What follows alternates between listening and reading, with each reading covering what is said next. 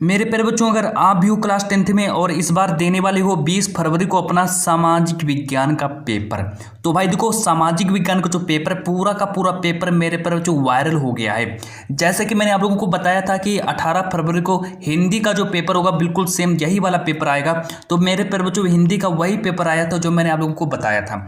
एक भी प्रश्न मेरे बच्चों हिंदी का मैंने बाहर नहीं किया था और हिंदी का जो जो मैंने पेपर बताया मेरे बच्चों बिल्कुल सेम वही पेपर आया था।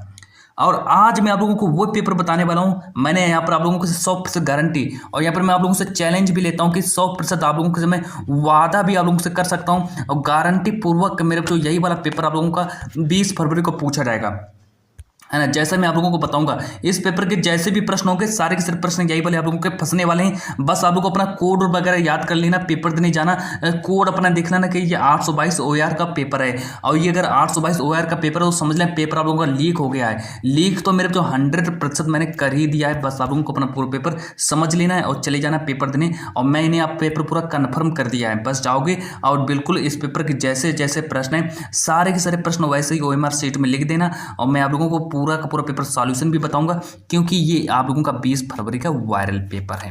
आप देखो सबसे पहले क्या करना है कि आप लोगों का 70 में 70 नंबर भी पक्का हो जाएगा, है ना। इस बात का गारंटी मेरे ऊपर है। अब आगे देखो फिर मैं आप लोगों को बताऊंगा भाई 20 नंबर यहाँ से देखो फिर मैं आप लोगों को पक्का कराने वाला हूँ। या देखो आप लोगों का सबका देखो नोट करके दिया है कि प्रारंभ के 15 मिनट परीक्षार्थियों को प्रश्न पत्र पढ़ने के लिए निर्धारित है। पेपर देने जाओगे भाई 15 मिनट तक आप लोगों को पेपर को पढ़ना पड़ेगा।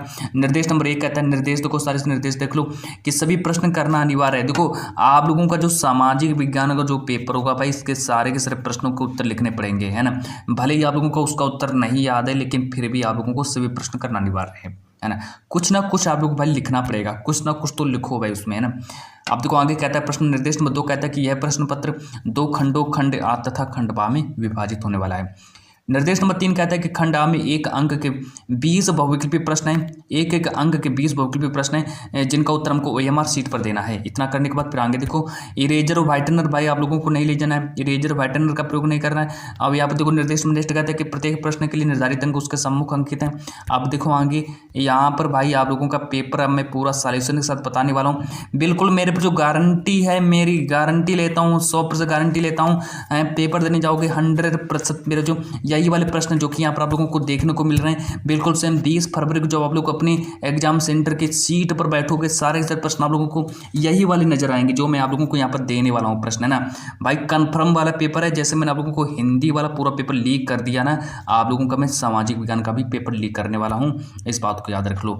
यहाँ से आप लोगों का खंड आप बहुविकल्पी प्रश्न स्टार्ट हो जाता है भाई। 20 नंबर आप लोग का पक्का होने वाला है और सारे 20 नंबर अभी पक्के कर लो, फिर 50 नंबर का आप लोगों का यहाँ पर पूरा पेपर भाई समझ लो। तो पूरा पेपर भाई सॉल्यूशन के साथ बताऊंगा, इतना याद रखना, है ना। लीक हो गया पेपर भाई, इतना याद रख लो, है ना। अब देखो आगे वायरल है पेपर भाई। 5 मिनट पहले पेपर नहीं जाना, 5 मिनट पहले पूरा पेपर देख लेना है। अब देखो यहाँ से आप लोगों का देखो पहला प्रश्न देखो कहता है कि बिस्मार्क ने किस नीति द्वारा जर्मनी के एकीकरण में सफलता पाई।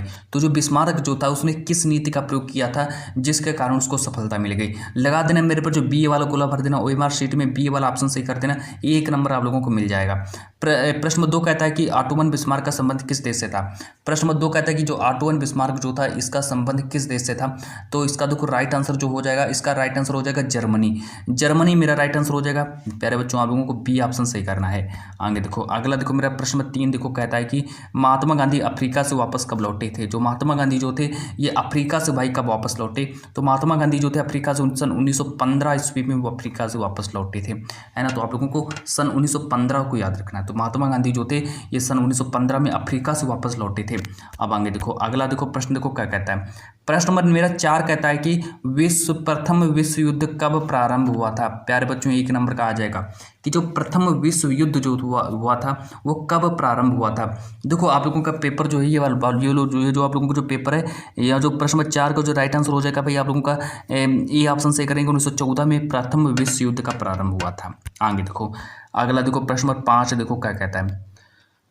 प्रश्न नंबर 5 कहता है कि निम्नलिखित में से कौन सी मृदा चाय की खेती के लिए सबसे अच्छी मानी जाती है। तो भाई चाय की खेती के लिए सबसे अच्छी मृदा कौन सी मानी जाती है। 1 नंबर का देखो आ जाएगा, है ना। तो भाई चाय की खेती के लिए सबसे अच्छी मृदा कौन सी है। तो पेपर देने जाना आप लोगों को पर्वतीय मिट्टी को सही करना है। तो पर्वतीय मिट्टी इसका राइट आंसर हो जाएगा। पर्वतीय मिट्टी मेरा राइट आंसर हो जाएगा।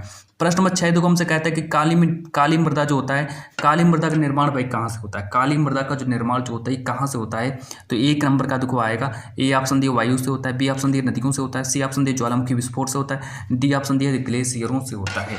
तो बताना है भाई जो काली मृदा का जो निर्माण जो होता है ये कहाँ से होता है।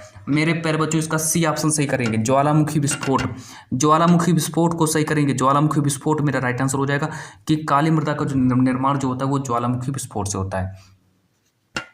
अब देखो अगला प्रश्न, देखो प्रश्न नंबर 7, प्रश्न नंबर 7 के बारे में बात करेंगे कि जब पुरानी जलोढ़ मृदा को किस नाम से जानते हैं। जो पुरानी जलोढ़ मृदा जो होती है भाई इसको किस नाम से जानते हैं, द्वार दिया है, खादर दिया, बांगर दिया है, क्या है भाई, इसका राइट आंसर हो जाएगा बांगर।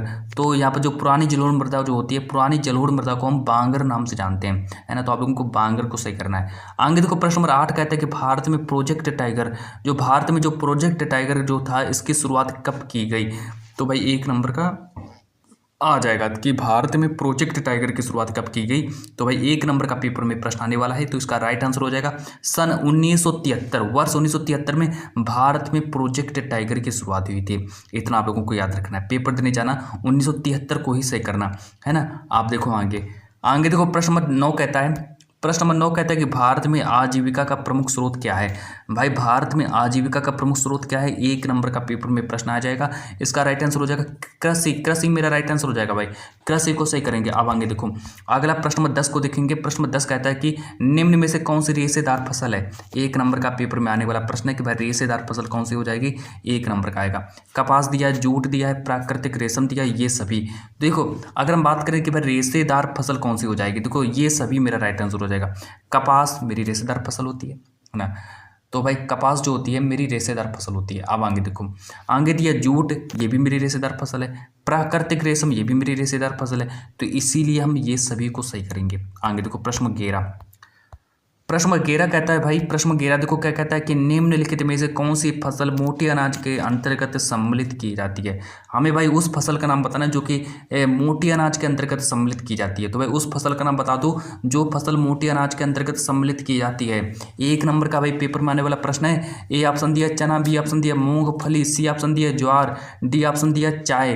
बताना भाई सी ऑप्शन सही करना, इसका ज्वार मेरा राइट आंसर हो जाएगा, ज्वार को सही करेंगे। अब आगे देखो प्रश्न नंबर जो मेरा 12 है, प्रश्न नंबर 12 कहते हैं कि निम्नलिखित में से कौन सा जूट उत्पादक राज्य है। बताना है भाई जूट उत्पादक राज्य कौन सा हो जाएगा, एक नंबर का आएगा पेपर में, है ना, कि भाई जूट उत्पादक राज्य कौन सा हो जाएगा। मेरे प्यारे बच्चों इसका राइट आंसर कर देना। देखो जूट उत्पादक राज्य जो होता है प्रश्न नंबर 12 का जो राइट आंसर हो जाएगा यहाँ पर पश्चिम बंगाल, यानी कि ए ऑप्शन इसका सही हो जाएगा, पश्चिम बंगाल जो है जूट उत्पादक राज्य हो जाएगा।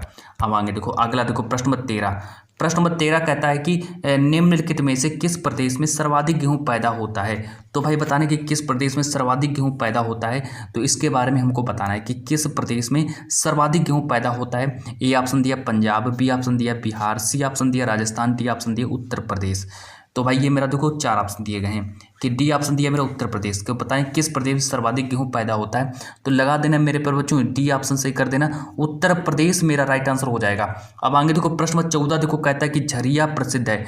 झरिया जो है किस लिए प्रसिद्ध है, तो भाई एक नंबर का पेपर में ये प्रश्न आ जाएगा कि झरिया जो किस लिए प्रसिद्ध है। प्रश्न नंबर 14 देखो, प्रश्न नंबर 14 का जो राइट आंसर हो जाएगा, प्रश्न नंबर 14 का राइट आंसर हो जाएगा कोयले के लिए। तो झरिया जो मेरा कोयला के लिए प्रसिद्ध है, तो आप लोगों को ए ऑप्शन को सही करना है ना, तो ए ऑप्शन मेरा सही हो जाएगा। और इसके बाद चलिए भाई फिर हम आगे देखो बात करेंगे जो मेरा अगला देखो प्रश्न नंबर जो मेरा 15। चलिए भाई प्रश्न नंबर 15 को देखेंगे कि कोलार जो है किससे संबंधित है। कोलार किससे संबंधित है भाई, एक नंबर का आ जाएगा कि कोलार किससे संबंधित है। भाई लगा देना सोना से संबंधित है। कोलार जो है भाई सोना से संबंधित है। आगे देखो प्रश्न नंबर 16, प्रश्न नंबर 16 को देखेंगे भाई। प्रश्न नंबर 16 देखो क्या कहता है। प्रश्न नंबर 16 कहता है कि लोकतंत्र में संपूर्ण राजनीतिक शक्ति का मूल स्रोत क्या होता है। जो लोकतंत्र जो होता है, लोकतंत्र में संपूर्ण जो राजनीतिक शक्ति का जो मूल स्रोत जो होता है वो भाई क्या होता है, इसके बारे में बताना है कि लोकतंत्र में संपूर्ण राजनीतिक शक्ति का मूल स्रोत क्या होता है। ए ऑप्शन दिया जनता, बी ऑप्शन दिया राजनीतिक प्रभु सत्ताधारी, सी ऑप्शन दिया संसद, डी ऑप्शन दिया इनमें से कोई नहीं। तो प्रश्न नंबर 16 का राइट आंसर हो जाएगा जनता को सही करना है। जनता मेरा राइट आंसर हो जाएगा, जनता को राइट आंसर करेंगे। आगे देखो अगला देखो प्रश्न नंबर 17, प्रश्न नंबर 17 कहता है कि लोकतंत्र में सबसे महत्वपूर्ण संस्था कौन सी है। लोकतंत्र में सबसे महत्वपूर्ण संस्था कौन सी है।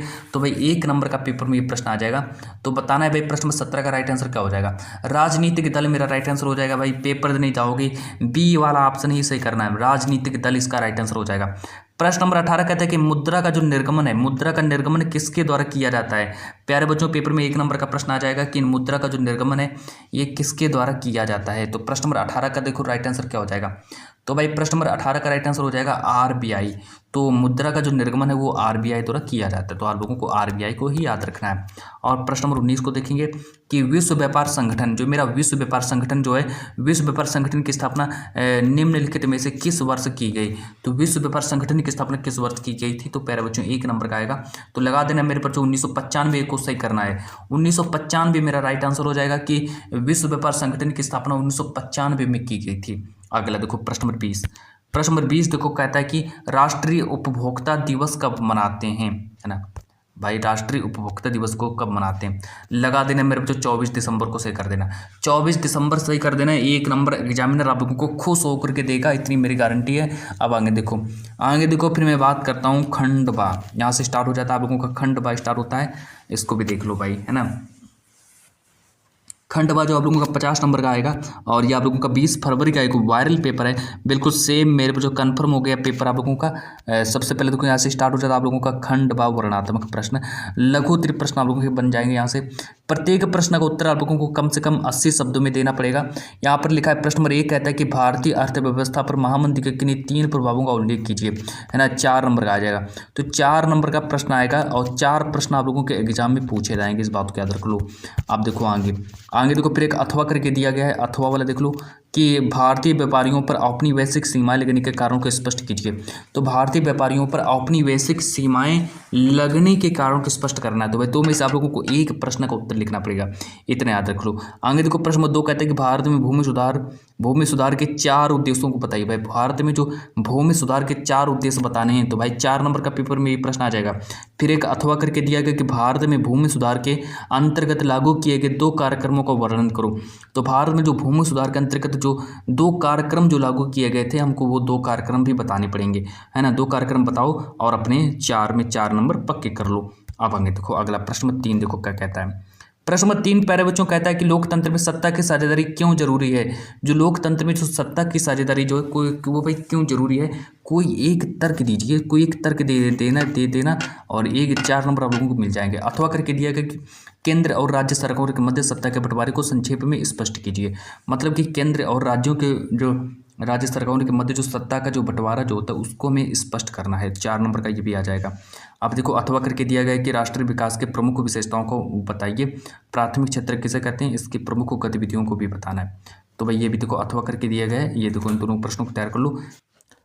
तो चलिए भाई देखो अब हम यहाँ से स्टार्ट करते हैं वर्णनात्मक सेकंड। देखो वर्णनात्मक सेकंड में क्या होगा कि हमसे यहाँ पर वर्णनात्मक सेकंड में 6 प्रश्न यानी कि 6 नंबर के 4 प्रश्न पूछे जाएंगे। तो वो देख लो भाई 6 नंबर के 4 प्रश्न कौन से आने वाले हैं, तो इनको देख लो। सबसे पहले देखो हम बात करेंगे विस्तृत उत्तरीय प्रश्न जो कि यहाँ पर आप लोगों के सामने दिए गए हैं। सबसे पहले देख लो यहाँ पर पहला प्रश्न है कि मेरा भारत के स्वतंत्रता संघर्ष में सविनय अवज्ञा आंदोलन के महत्व का वर्णन करो। तो भाई हमें उनके महत्व का भी वर्णन करना पड़ेगा। इतना सब कुछ करने के बाद फिर भाई हम आगे देखो बात करते हैं कि अथवा करके दिया गया है कि भारतीय समाज सिर्फ जाति पर आधारित वर्णन कीजिए। तो मेरा भारतीय समाज है सिर्फ और सिर्फ जाति पर आधारित इसका वर्णन करना है। इसके बाद देखो फिर मैं आगे आप लोगों को ले चलता हूँ।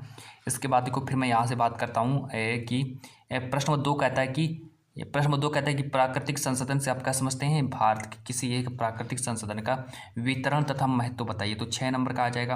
अथवा करके देखो दिया गया है यहाँ पर देखो कि बहुउद्देशीय नदी घाटी परियोजना से आप क्या समझते हैं, उनके 4 उद्देश्यों पर प्रकाश डालिए। तो भाई प्रकाश भी डालना पड़ेगा हमको, है ना। प्रकाश तो आप लोग डाल ही सकते हो। इसके बाद आगे देखो, इसके बाद फिर भाई आगे देख लो। यहाँ पर देखो हमसे पूछा गया है कि प्रश्न 3 देखो, प्रश्न 3 कहता है कि भारत में जल दुर्लभता के लिए उत्तरदायी किन्हीं 4 कारणों का वर्णन कीजिए। तो भाई जो भारत में जल दुर्लभता के लिए उत्तरदायी किन्हीं 4 कारणों का वर्णन करना है। अथवा करके दिया गया है कि भूमि सुधार से आप क्या समझते हैं, भारत में भूमि सुधार के उद्देश्यों तथा 2 कार्यक्रम बताइए। तो भाई उसके में 2 कार्यक्रम भी बताने पड़ेंगे, है ना। तो 2 कार्यक्रम आप लोग बता भी सकते हो, क्यों। आप चलो आगे देख लो भाई। यहाँ पर देखो प्रश्न 4 देखो क्या कहता है। प्रश्न नंबर 4 भाई कहता है कि 19वीं सदी के प्रारंभ में भारतीय बुनकरों की क्या समस्याएं थीं। पैर बच्चों 6 नंबर का आ जाएगा।